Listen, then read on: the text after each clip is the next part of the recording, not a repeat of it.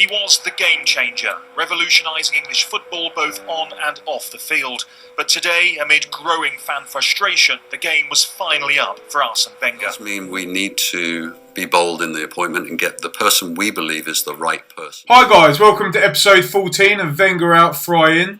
And firstly, I just wanted to apologise because I've been so involved in my Norwich game and quite upset that I didn't get to finish this series before Emery was announced as Arsenal manager. So I haven't done any of these WOFI videos for the last week or so.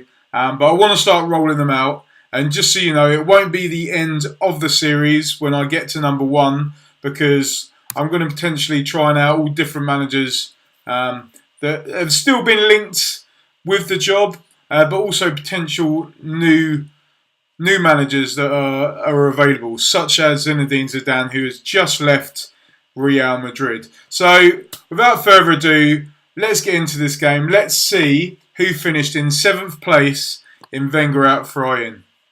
And 7th place goes to Diego Simeone. He's a name that has been linked with the job numerous times because of his fantastic ability to get his teams to defend and keep clean sheets and be a real hard team to break down. The complete opposite of what Arsenal are. So he was obviously linked, but I don't think there was ever a time when he would have thought, yeah, let's go to Arsenal, let's leave the Champions League and play in Europa.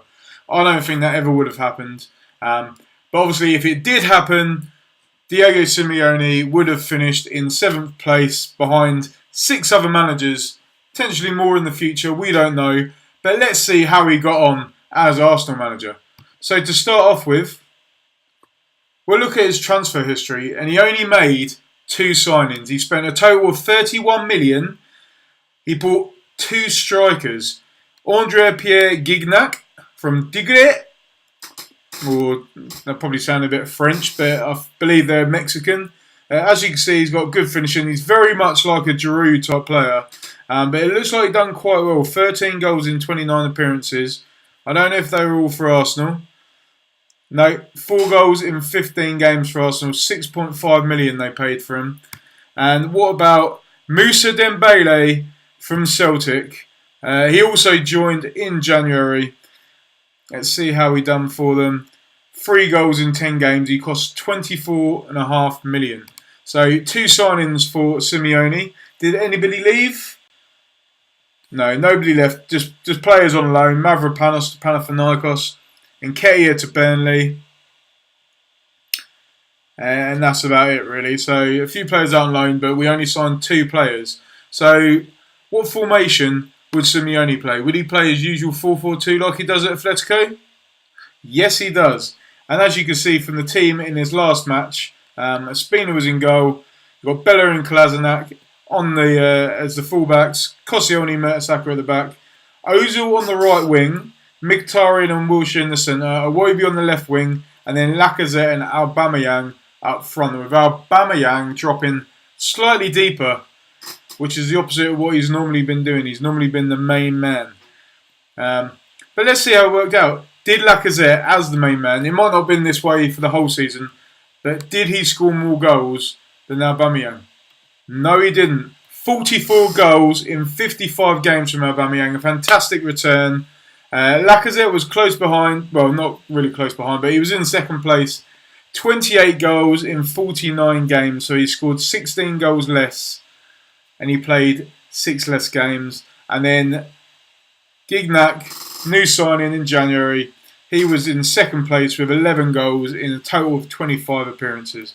So those were the goals. What about the assists? Mesut Ozil from the right wing set up 32 goals. That's a fantastic achievement. Jack Wilshere was in 2nd place. 11 assists in 45 games, although 20 were as a substitute. And Alex Iwobi in 3rd place with 8 assists in 42 games. So they're the goals and the assists. What about average ratings? Who were the best 3 players for Arsenal in Simeone's season? So obviously with the amount of assists that he got, Mesut Ozil was top of the pile, 7.71 average rating. Aubameyang is in 2nd place, close behind, with 7.63 and Lacazette in third place with 7.53. Just to mention that Gignac, 7.3 in his first half of the season, that is not a bad return. And Dembele with 7.1. So again, the two signings not doing too bad there. So we've seen the players, we've seen how they performed, we've seen the tactics. How did we do in the competitions? That's what everybody wants to know. Let's have a look. So the first game of the season saw us play Chelsea in the Community Shield, and I would like to say we won the game. Granit Xhaka with the only goal. Very even game, but as you can see, Granit Xhaka with the winner. So the next tournament would be the Carabao Cup. And unfortunately, a very disappointing result. A 3-0 away defeat to Shrewsbury. Who would have seen with a red card? But a very disappointing performance, despite Ospina, Chambers, Welbeck and Aubameyang all being on the pitch. A 3-0 defeat. That is mad.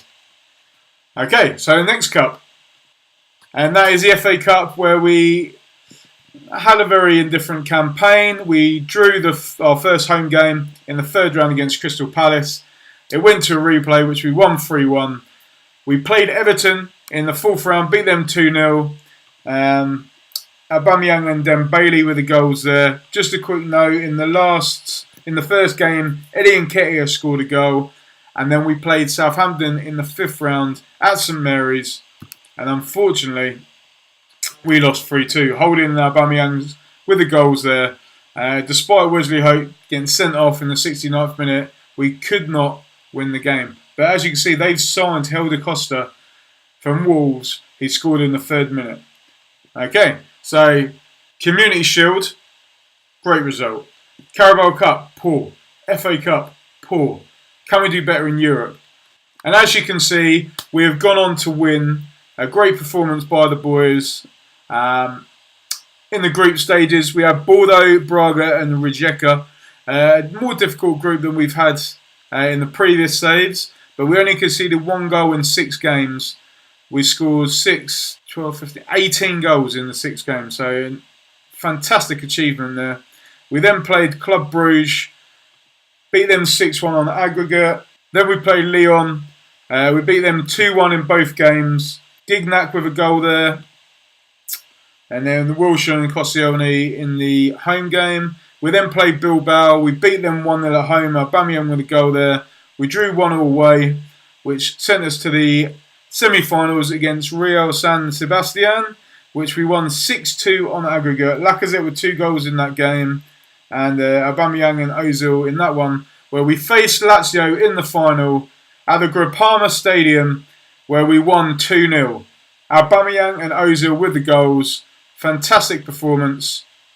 The second trophy for Simeone. We completely dominated the game. Stefan de Vrij with an early injury after 3 minutes, which probably put Lazio off a little bit. But yeah, despite possession being very even, Arsenal dominated chances. They created a lot. Ozil had a great game. He scored, he set up a goal. Iwobi set the other one up. And yeah, 2-0 victory there. But what everyone wants to know is how Simeone would have done if he was in the Premier League. So let's have a look. So if you look at the start of the season, we've had quite a few defeats, to be fair. We lost 1-0 at home to Spurs. We lost 2-1 at home to Burnley. We lost 2-1 away to Man United, and we lost 2-1 away to Man City. So some big games we lost there, and then a surprising one at home to Burnley. All the other games we won, there was only 2 draws in there, away to Brighton and away to Swansea. After the 31st of January, how do we do? A lot more defeats, which really would have affected our performance. Maybe it was the European Cup run that done it. But Tottenham, we lost 3-1 away. We lost 1-0 at home to Man U. We lost 3-1 away to Newcastle. We lost 1-0 at home to Chelsea. We lost 3-2 at home to Liverpool. And then in the last game of the season, we lost 2-1 away to Huddersfield. So at the end of the season, in the last 7 games, we lost 5. That was a very poor ending to a great season. Let's see how close we were to being near the top of the Premier League. And as you can see, we finished 11 points behind Man City. If we'd done better in them last 7 games, it could have been a different story. But it wasn't to be. He went for Europe. We lost a lot of games. We lost momentum. We could have potentially won the league if he won 4 out of those 5 games. But as you see, Man City won it. 5 draws, 5 defeats. Man United in 2nd place. Chelsea got 4th place. Liverpool and Spurs in Europe. And Crystal Palace, Huddersfield and West Ham all got relegated. So do we have anyone in the top 3 for the stats? So we're looking around. Peter Cech, 3rd place with 14 clean sheets. Assists, Mesut Ozil joint 2nd with Kevin De Bruyne with 17. Juan Mata with 20 assists for the season. Old player Alexis Sanchez in 2nd place for average rating with 7.59, but Mesut Ozil close behind him 3rd with 7.58. And in the top goal scorers, Harry Kane is in the middle of Aubameyang at the top with 27 and Lacazette with 20 in 3rd place. That is Simeone's season. He's won the Community Shield, he's won the Europa League, and we came 3rd in the league, which we could have won if we performed better against the big teams and towards the end of the season. So that is episode 14. Simeone finished in 7th place. Thank you very much for watching, guys. If you want to see more, because there's still 6 more managers that finished above Simeone. If you want to see who finished in that top place, please stay tuned. Please subscribe to the channel. If you like this video, please like. And I hope to see you guys soon. Thank you very much.